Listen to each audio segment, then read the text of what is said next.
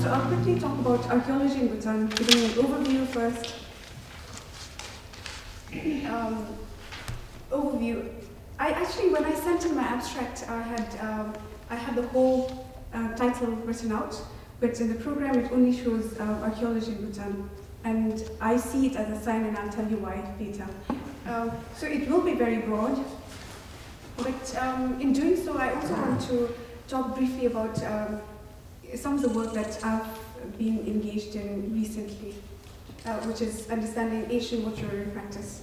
And to do that, I want to talk a bit about current practices. And a lot of you already know about many of the mortuary practices that are practiced in Bhutan, and we saw presentations the other day. But I'll run through, and it's all images, so I hope you stay awake. So as I mentioned, existing mortuary practices, a very quick overview. And this is sort of the outline of my presentation. Ancient mortuary practices, what we know so far, and this from material culture. And future research, what of funeral rites do we know? How much do we know about the rites that are involved? Cremation. So Bhutan is largely a Hindu-Buddhist society, and a lot of us cremate our dead. And these are some images of how the body is treated after one passes off to be burnt. It's a morbid topic to be ending the conference with, but I think it's also apt. It talks about impermanence, and it's a sort of reflective kind of topic too, I hope. And of course, you take the body to the cremation ground where they're cremated. We also have sky burials, much like the Himalayan people in the region, also the Tibetans, where the body is placed on a mountaintop for vultures to consume. Elsewhere, these are images from Bhutan that I found on the internet. So this is one that I took in Tibet. This is a mandala where you can actually go there and pretend to be dead, and it's supposed to. It's a thing that a lot of pilgrims do. This mandala is the one here, which is in Yusu in Qinghai. Supposed to be a very special cremation ground. Implements used for cutting open the body. This I haven't seen practiced in Bhutan. These are just images from Tibet. It still happens in Bhutan. Young people who are below the ages of 8 and below are taken to points like these. This is Bumdra in Paro, Chelila. A lot of you who've been to Bhutan have probably seen this area. This is where bodies are taken to be offered, sort of left for the vultures and other animals to be consumed. Then, of course, we have water burial, which is when the body is submerged in the river. This is again done with very, very young children, also children below the ages of 8. Any big river. This is one in Punakha, as many of you again would have visited. And these are some communities in Merak and Sakhin, for example, also carry out the water burial practices even today. We also have ground burial, mostly by recent Christian converts, temporarily also by the Olebs of Rukha. And the Olebs of Rukha, when they don't have a religious figure in the village, they bury their dead for a period until when they get, a lama in the village, and they're able to carry out.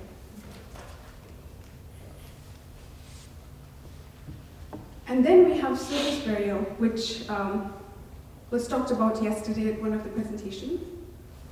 The Thops and Doyar of southwestern Bhutan. So I apologize for the image quality, but you can see it's from Dr. Kamakun, so please this is above surface. Basically, you don't dig in, but lay sort of stone walls around a timber frame coffin. Ladies carrying the body of their dead, which is then, made into sort of mounds above ground. And it's called the Wangmo.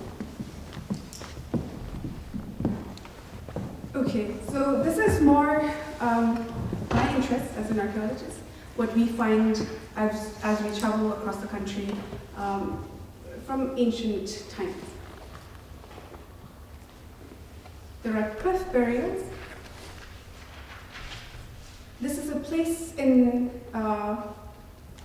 above Thimphu, but above Thimphu, you have to walk about 3 days to get here. There's a series of cliff burials, and these burials, as you can see here, are right at the base of major cliffs. You can see bones. A lot of them are on sort of a slope and fairly disturbed. Some could also be secondary burials. But the one that I excavated was most interesting because it did not have a lot of the bigger bones. It didn't have the skull. I found a beautiful mandible, but and a lot of ribs, as you can see, and vertebrae. But somehow the larger bones were missing.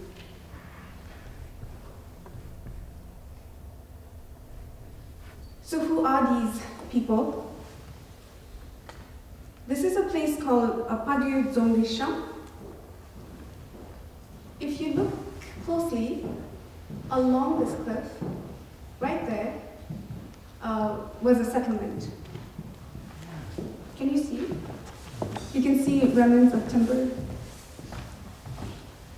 I went up with my group of men. These are soldiers who were kindly lent to me for this expedition. And they built really, these ladders that brought us to this site. So that ladder, this ladder leading to this ladder, is very, very steep, very, very high. And then finally to this area, sort of site in the middle of this really big surface. And so my initial thought was that maybe people who lived there were, sort of recluse hermits, religious figures, but quickly it became clear that that might not have been true. So in living memory, nobody's been to this site, and that's why we had to build out the ladder and remove them once we were done. There were big walls, stone walls, but also the use of a lot of timber, which I thought was very interesting because these are fairly, there aren't big trees growing nearby. Although you can see one on a cliff. And it's not very wide. This ledge is not even as wide as 2 meters. So it's still a question, and I think the one thing I need to say about all of my studies is that almost all of them are inconclusive. And so at the end, there's a lot more questions than I would like. So we took samples. There were a lot of, there was also metal here. We found some metal implements, bone, a whole cranium of a canine, a dog, maybe, and no religious kind of, there were no drawings on the wall, no paintings, nothing to symbolize any kind of religious settlement.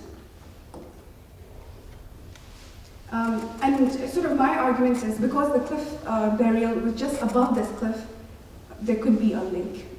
And again, I say there could be a link because I don't know. Maybe there is. And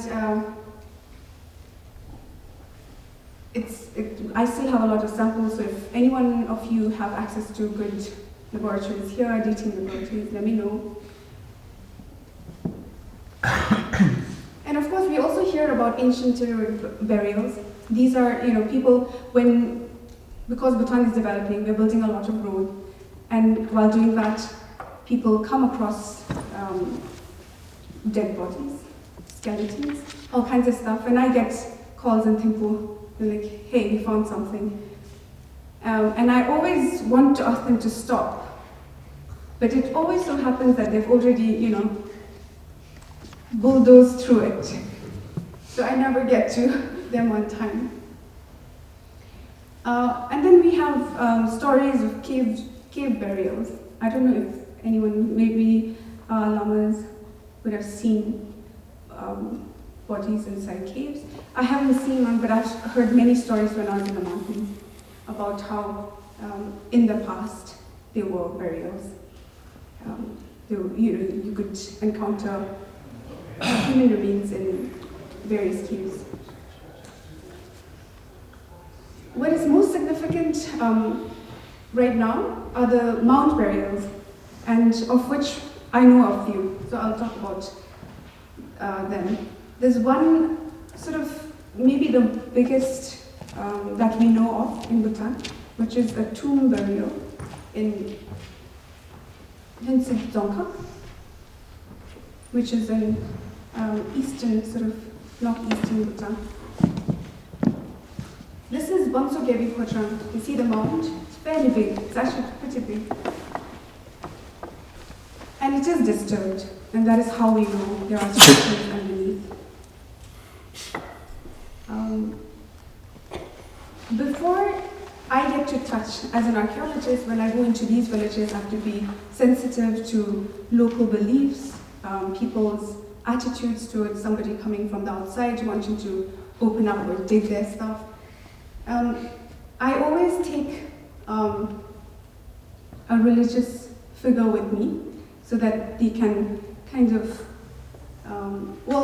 we perform a blessing in the morning and sort of calm them, tell them that nothing untoward would happen if some of the ancient sites were disturbed. And it really does work. Also with the soldiers in the mountains, we seek out respected hermits and get blessed. We also make sure that they travel with us to the site that we're working on, just to make sure other people know about it, so that the local people are comfortable with what we are doing.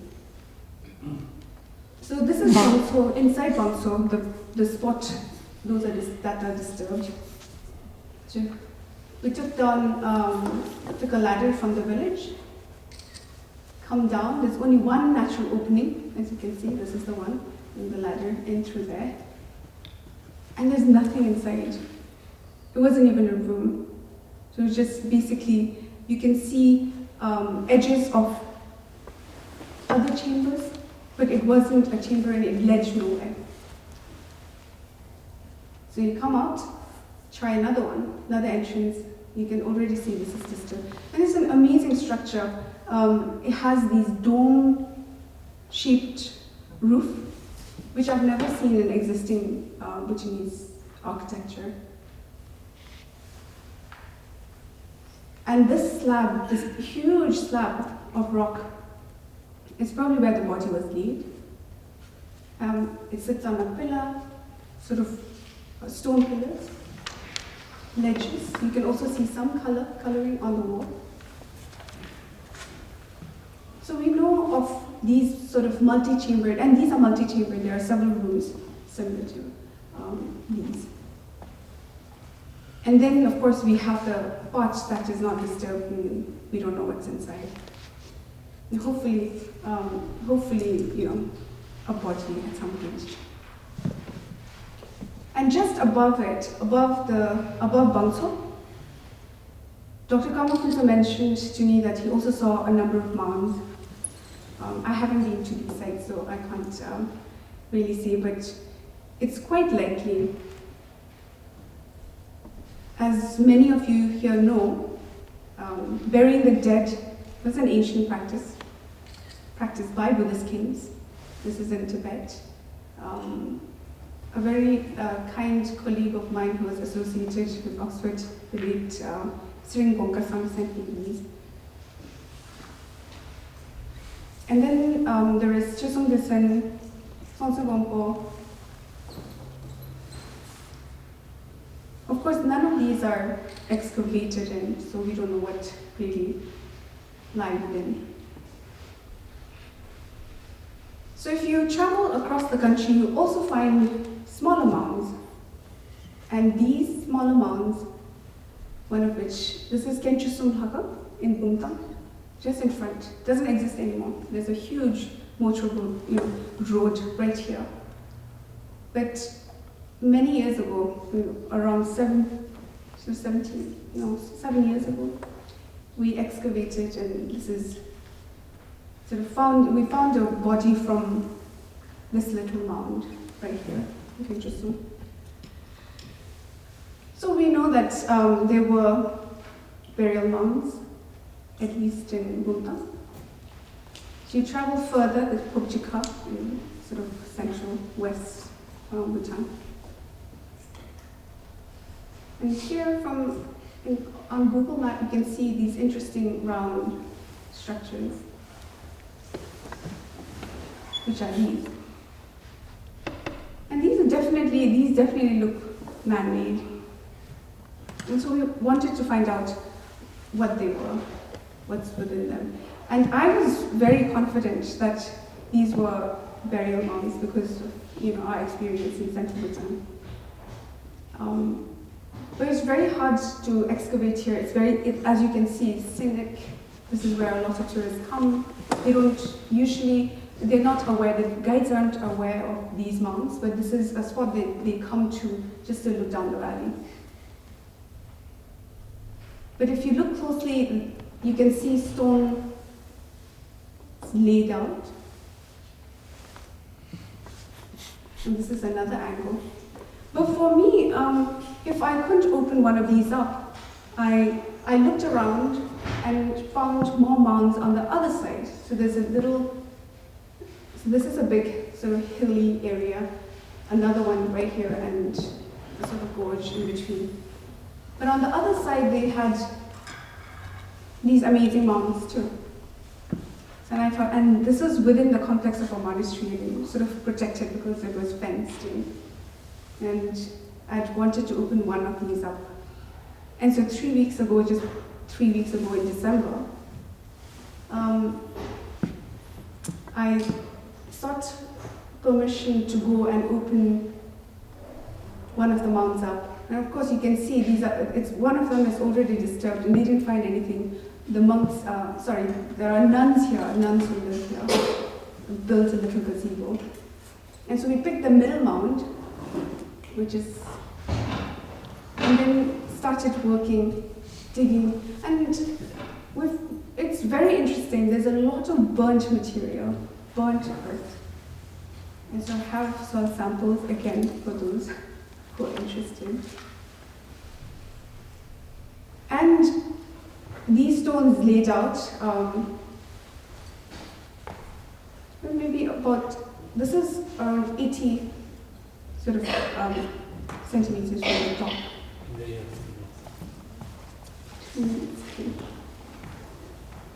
Anyway, so there were a lot of built structures within. And that was quite promising because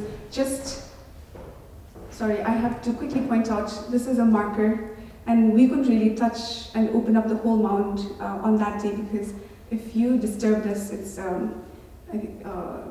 a crime to do it because it's laid down by the government. It's a sort of landmarker for the monastery. And also we found this amazing sort of single wall. But we got snowed in. The next day it snowed. And I had to shut shop, and get back to Thimphu. But I'm hopeful. I'm a very conservative data, as I always tell my friends when they ask me, oh, when do you think, what is the period? But I'm also very optimistic. This is Mark Oldendorfer and others. In his paper, he talks about a single sort of walled burial. And you see there's a single wall that we've excavated. I'm not saying it's the same, but I'm staying optimistic. We haven't finished excavating here. So I'm not sure what we will find. What I have found so far, a lot of flint. Amazing amount of flint. And we also found these ceramic beads. Never seen this in Bhutan. And I'm very, I think, so although we're not done, I'm happy with what we've found, because a group of colleagues had gone to Lunana just in November to dig up, and they dug 5 mounds that looked suspicious, and we were asked by the ISBS office to look at it, and I got the opportunity to remotely guide and direct it. And my poor colleagues had to walk for 9 days to Lunana, dig up 5 mounds, and they found nothing. So that can happen. And of course, I think I don't have time to talk about the rites, of which we know nothing about. This is from Sumrang Monastery. We have interesting ways of working or treating the dead. This, as you know, is Chotankora. There's supposed to be a young princess inside, residing here. So we know this basically to tell you that we know very, very little about the mortuary practices of the past, at least the rites.